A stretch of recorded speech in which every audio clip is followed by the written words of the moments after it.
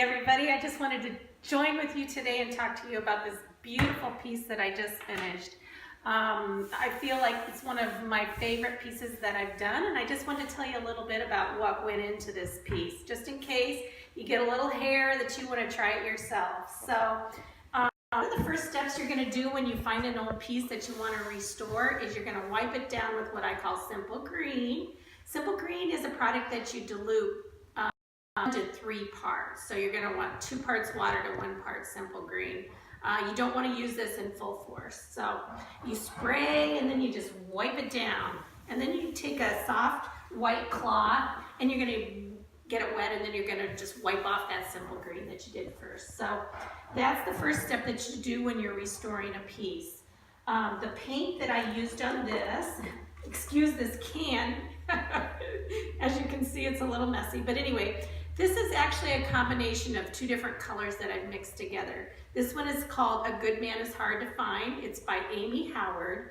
I use a chalk paint, and Amy Howard makes a product called One Step Paint. One Step Chalk Paint. And what this means is that you don't have to strip, prime, or sand before you start painting. With Amy Howard, you can basically go over any finish. That includes laminate, wood, metal, just about any product or type of surface that you have, you can use with Amy Howard chalk paint. Now, I highly recommend this brand of chalk paint, this or Annie Sloan. Some of the chalk paints that are less expensive, it's been my experience that they just don't stick. When they say one step, again, it doesn't mean that you only do 1 step. It means that you don't have to strip, prime, or sand. So that's what 1 step means. And again, this is a color combination where I've taken 2 colors and mixed them together. Amy Howard's standard colors, Good Man Is Hard to Find, and black, and made this beautiful, rich charcoal gray. So the next thing that I did is I would go in and I would lightly sand with a 220 grit sandpaper in between my coats, just to give you a smoother finish. Chalk paint tends to be a little chalky. It tends to have a lot of texture to it. It's not smooth like a lot of acrylic paints or water-based paints that you're going to find at your standard paint store. Chalk paint has a little more texture to it. So if you don't like the texture, you can go in and use 220 sandpaper and sand down in between your coats. You're going to want to start with a thin layer of paint first. Use your sandpaper, lightly sand it, wipe it down again, and then go back in with your second coat of color.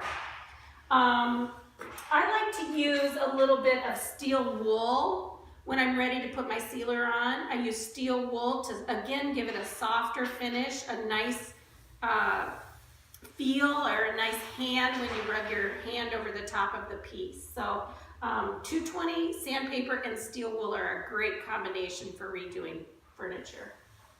Then what I do for my final coat, there's several different options that you can use as a finish. You can use a wax. Some of the wax colors that they have a clear wax, they have a white liming wax, they have natural wax. There's all kinds of different waxes, but what I found in the wax department to be the most effective is a beeswax, something that's natural. If you're going to use a sealer that's a little bit more permanent, a little bit harder finish, for something like a dresser where you may be putting like glasses of water or something that has water on the surface, I like to use something that Rust-Oleum puts out. It's a polyurethane, ultimate polyurethane. It comes with this little gold stripe here, and it's a matte finish, so you're not going to get a lot of sheen. I just think it's a richer look when it has the matte finish. So that's the top coat that I used on this. The other thing that's really kind of fun with this piece is that I've added some extra detail here. As you can see, the handles and this side detail I have taken off and I've spray painted. Amy Howard makes a beautiful spray paint. This one's called Copper Penny. That's what I used to spray this original hardware. A lot of times you can just use the same hardware that comes on a piece. When you spray paint it, it completely transforms it. I get many customers coming in here going, where did you get the hardware for that? This is the original hardware. So I spray painted it with Copper Penny, and then I found this really fun little product at Target which is a metallic paint that they put together. And I just kind of whisked on top of that just to add an extra glimmer of gold. So this is a nice touch that I've added to this piece. Again, this is a beautiful piece. It can be found on my website at www.revisitwarehouse. If you have any questions, put them in the comments below and I'll get back to you. Thanks and have a great day.